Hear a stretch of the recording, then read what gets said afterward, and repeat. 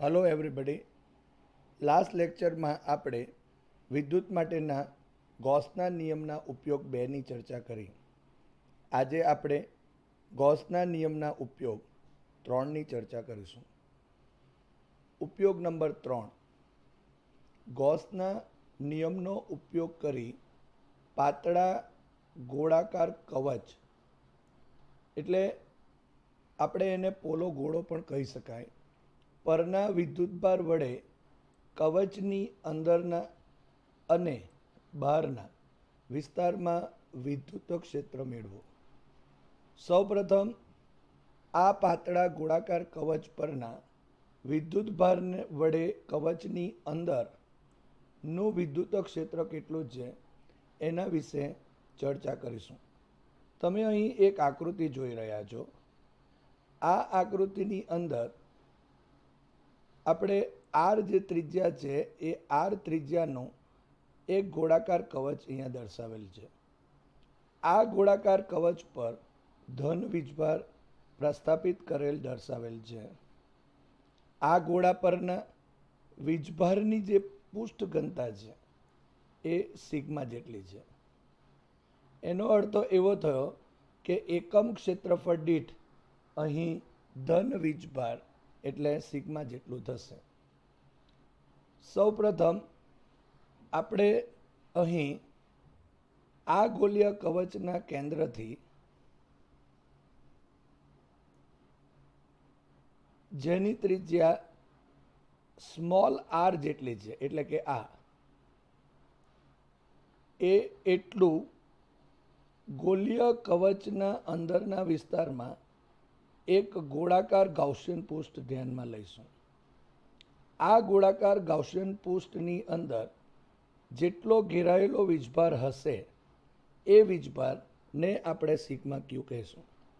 તમે અહીં જોઈ શકો છો કે સ્મોલ આર એ કેપિટલ આર કરતાં નાનો છે, એટલે કે આ ગોળાકાર કવચના અંદરના વિસ્તારમાં અહીં કોઈ પણ પ્રકારનો વિદ્યુતભાર નથી.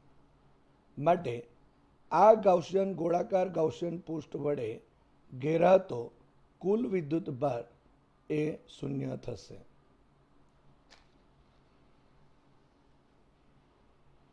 હવે ગૌસના નિયમ મુજબ phi is equal to sigma q divided by epsilon 0. અહીં phi is equal to integration s e dot da is equal to 0 divided by epsilon 0. So integration of e dot da is equal to 0. અહીં sigma q is equal to 0 હોવાથી અહીં flux શૂન્ય થશે. અહીં E dot DA બરાબર 0 છે, માટે E બરાબર 0 હોઈ શકે અથવા તો ડીએ બરાબર 0 હોવું જોઈએ. પરંતુ આપણે જાણીએ છીએ કે અહીં d A is not equal to 0. So E બરાબર 0 કહી શકાય. માટે આ ગોલીય કવચ જે છે એ ગોલીય કવચના અંદરના વિસ્તારમાં કોઈ પણ પ્રકારનો વીજભાર નથી અને તેથી આ ગોલીય કવચને લીધે તેના અંદરના વિસ્તારમાં ઉદ્ભવતું વિદ્યુત ક્ષેત્ર અહીં 0 થશે. આમ ગોલીય કવચના અંદરના વિસ્તારમાં વિદ્યુત ક્ષેત્ર 0 થશે. હવે પાતળા ગોળાકાર કવચ પરના વિદ્યુતભાર વડે કવચની બહારના વિસ્તારમાં વિદ્યુત ક્ષેત્ર વિશે ચર્ચા કરીશું. અહીં આકૃતિમાં તમે જોઈ શકો છો કે આ એક કેપિટલ આર ત્રિજ્યાનું એક ગોલીય કવચ છે, એટલે કે પોલો ગોળો છે. આ પોલા ગોળાના ઉપર ધન વીજભારિત પ્રસ્થાપિત કરેલ છે. અહીં વીજભારની જે પૃષ્ઠ ઘનતા છે એ સિગ્મા છે. એનો અર્થ એવો થયો કે આ કવચ પર એકમ ક્ષેત્રફળ દીઠ વિદ્યુતભાર એ સિગ્મા જેટલો થશે. આ કવચના લીધે ઉદ્ભવતું જે વિદ્યુત ક્ષેત્ર છે એ હંમેશા ત્રિજ્યાવર્તી હશે. હવે જેનું કેન્દ્ર આ ગોલીય કવચનું કેન્દ્ર હોય એવું એક સ્મોલ આર ત્રિજ્યાનું ગોળાકાર ગાઉસિયન પૃષ્ઠ ધ્યાનમાં લઈએ. આ રીતે અહીં તમે જોઈ શકો છો કે સ્મોલ આર એ કેપિટલ આર કરતાં મોટો છે. માટે આ ગોળાકાર ગાઉસિયન પૃષ્ઠ જે છે એની અંદર જે આ ગોલીય કવચ છે એ ગોલીય કવચ પરનો જે કુલ વિદ્યુતભાર છે એ સમગ્ર એના વડે ઘેરાશે. માટે આ જે ગાઉસિયન પૃષ્ઠ છે એ ગાઉસિયન પૃષ્ઠ વડે ઘેરાતો કુલ વિદ્યુતભાર sigma q is equal to 4 pi r square into sigma is equal to આપણે ક્યુ કહીશું. સમીકરણ નંબર 1. હવે ગૌસના નિયમ મુજબ phi is equal to sigma q divided by epsilon 0. સૌપ્રથમ અહીં બિંદુ ધારો કે આ બિંદુ પાસે વિદ્યુત ક્ષેત્રની દિશા જો વિચારીએ તો આ બહારની તરફ હશે. આમ અને જો આ નાના પૃષ્ઠખંડને નું જે ક્ષેત્રફળ સદિશ છે તે પણ એ તરફની દિશામાં જ હશે. માટે થીટા બરાબર 0 થયું. માટે અહીં phi બરાબર integration s e dot d A લેતા integration s e dot da is equal to 4 pi r square into sigma divided by epsilon 0 થશે. હવે આપણે જોયું તે પ્રમાણે કે E અને dA એ એકબીજાને પેરેલલ છે, એટલે કે બેની વચ્ચેનો ખૂણો 0 થશે. અહીં cos 0 is equal to 1 થાય.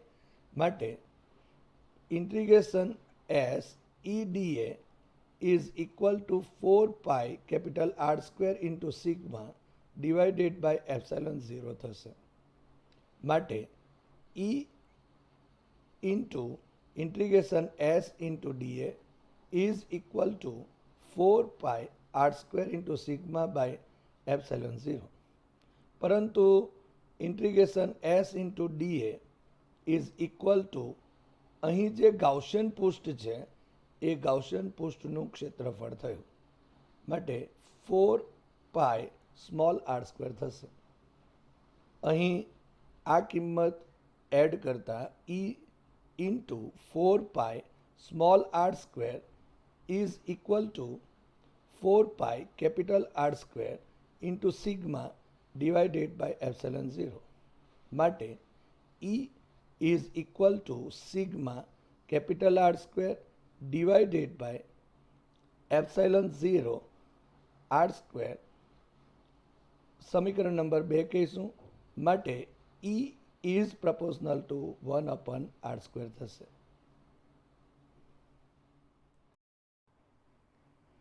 હવે સમીકરણ 1 પરથી sigma q is equal to 4 pi capital R square into sigma is equal to ક્યુ.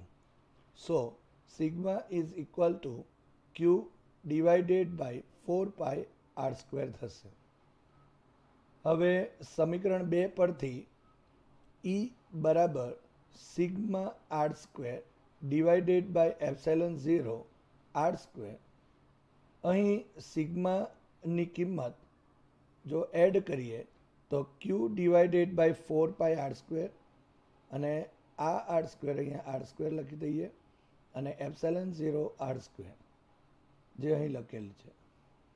માટે 1 upon 4 pi epsilon 0 into Q divided by small R square.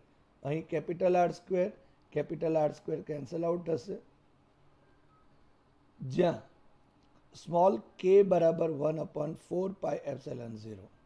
માટે E બરાબર કે ક્યુ ડિવાઇડેડ બાય આર સ્ક્વેર.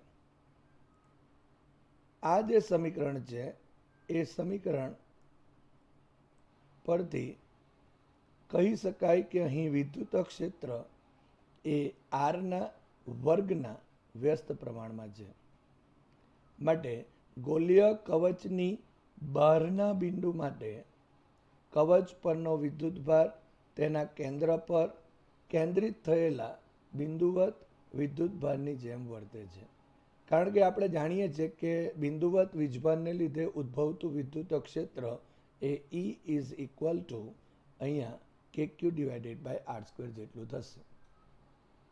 હવે વિદ્યુતભારિત પાતળા કવચ માટે અહીં વિદ્યુત ક્ષેત્ર અને અંતર R નો આલેખ જોઈએ. અહીં y અક્ષ પર વિદ્યુત ક્ષેત્ર E લીધેલ છે અને x અક્ષ ઉપર અહીંયા કેન્દ્રથી અંતર R લીધેલ છે. તમે અહીં જોઈ શકો છો small r is less than r, એટલે કે ગોલીય કવચની અંદરનો વિસ્તાર. r is greater than r, એટલે કે કવચની બહારનો વિસ્તાર. અને small r is equal to r, એટલે કે કવચ પરનો જે વિસ્તાર છે એ. અહીં તમે જોઈ શકો છો કે કવચની અંદરના વિસ્તારમાં વિદ્યુત ક્ષેત્ર શૂન્ય છે. માટે અહીં r is less than r માટે વિદ્યુત ક્ષેત્ર શૂન્ય થશે. ત્યારબાદ small r is equal to r માટે એ વિદ્યુત ક્ષેત્ર મહત્તમ થશે. અને ત્યારબાદ small r is greater than r માટે, એટલે કે કવચની બહારના વિસ્તારમાં વિદ્યુત ક્ષેત્ર એ r ના વર્ગના વ્યસ્ત પ્રમાણમાં હોય છે.